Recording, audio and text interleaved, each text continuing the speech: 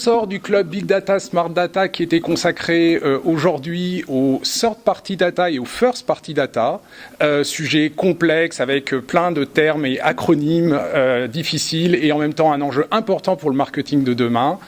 Nos amis de Criteo, Weborama et Cantbase vont maintenant nous résumer en 30 secondes ce qu'ils nous ont dit. Ce qu'on a vu aujourd'hui, c'est la manière dont le big data jouait sur les stratégies marketing des annonceurs. Il y a en particulier une innovation majeure qui a changé la donne du marché, c'est le user-centric dans des nouveaux leviers. Le RTB en est la concrétisation sur la partie display, en offrant la possibilité aux annonceurs de réellement personnaliser des messages en fonction d'une cible définie, d'un surf, et donc de s'adresser à des prospects comme à des clients. Pour ma part, j'ai parlé de la Third Party Data. La Third Party Data, c'est quoi? C'est l'ensemble des données qu'on va pouvoir constituer, collecter et structurer à partir du surf sur les sites web, les réseaux sociaux et autres. Et donc, créer des profils d'utilisateurs à partir de cette collecte. Donc, la question qui se pose, c'est au fond, en quoi ça vient contribuer à un projet DMP?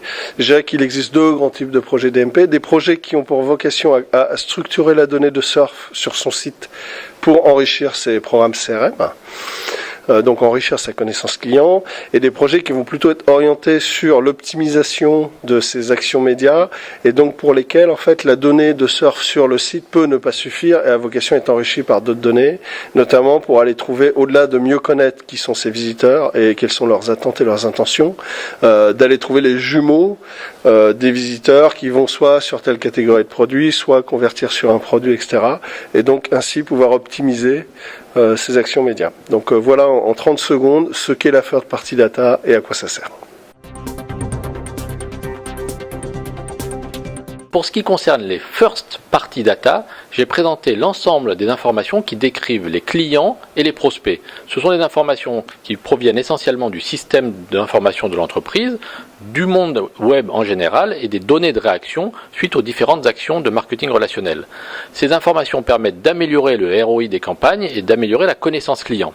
Ce qu'apportent les DMP First Party, c'est deux choses. Le fait d'inclure des règles métiers souvent complexes dans un système de gestion de données et le fait de proposer à des marketeurs une interface graphique qui permet d'améliorer sensiblement la compréhension et la manipulation de ces données parfois complexes. Ça a été une matinée riche en contenu. Vous retrouverez les présentations sur le site de l'ADTEM ainsi que l'annonce des prochains événements du club Big Data Smart Data et l'ensemble des autres clubs de l'ADTEM. Nous disons à très bientôt. À bientôt.